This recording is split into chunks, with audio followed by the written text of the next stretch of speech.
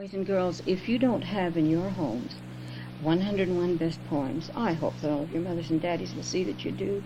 It's a classic, and it's so full of beautiful and wonderful poetry for children and for parents.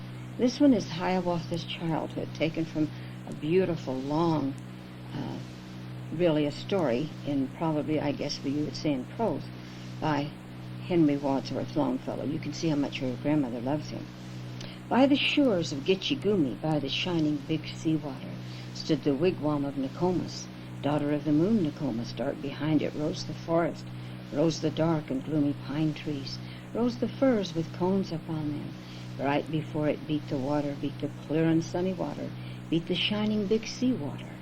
There the wrinkled old Nokomis nursed the little Hiawatha, rocked him in his linden cradle, bedded soft in moss and rushes.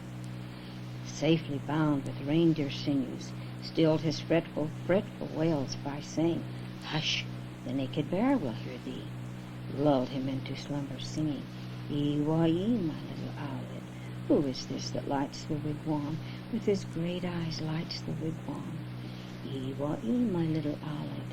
Many things Nokomis taught him, how the stars that shine in heaven showed him Iskabuda the comet, Iskabuda with fiery tresses, showed the death dance of the spirit, warriors with their plumes and war clubs, flaring far away to northward in the frosty night of winter, showed the broad white road in heaven, pathway of the ghosts, the shadows, running straight across the heavens, crowded with the ghosts, the shadows. At the door on summer evenings sat the little Hiawatha, heard the whispering of the pine trees, heard the lapping of the waters, sound of music, words of wonder. Many wawa, said the pine trees, mudway oshka, said the water, saw the firefly, wah-wah-tasty, flitting through the dusk of evening with the twinkle of its candle, lighting up the brakes and bushes. Oh, children, how your grandma and grandpa saw this in Ohio. It looked like all of the fields were lit up with tiny, tiny Christmas lights, like they light up around the temple up in Salt Lake City.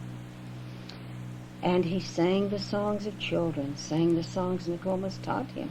Wah-wah-tasty, little firefly, little white flower, flitting insect, little dancing white fire creature, light me with your little candle, ere upon my bed I lay me, ere in sleep I close my eyelids, saw the moon rise from the water, rippling, rounding from the water, saw the flecks and shadows on it, whispered, "What is that, Nokomis?"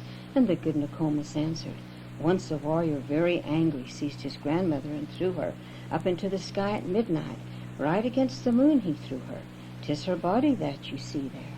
Saw the rainbow in the heaven, in the eastern sky the rainbow. "What is that?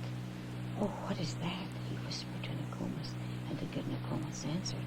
"'Tis the heaven of flowers you see there, all the wild flowers of the forest, all the lilies of the prairie, when on earth they fade and perish, blossom in that rainbow in the heavens above us."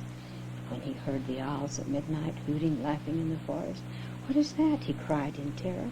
"What is that?" he said, Nokomis, and the good Nokomis answered, "That is but the owl and owlet, whispering with their little brothers, talking in their native language, talking, scolding at each other." Then the little Hiawatha learned of every bird its language, learned their names and all their secrets, how they built their nest in summer, where they hid themselves in winter, talked with them whene'er he met them, called them Hiawatha's chickens.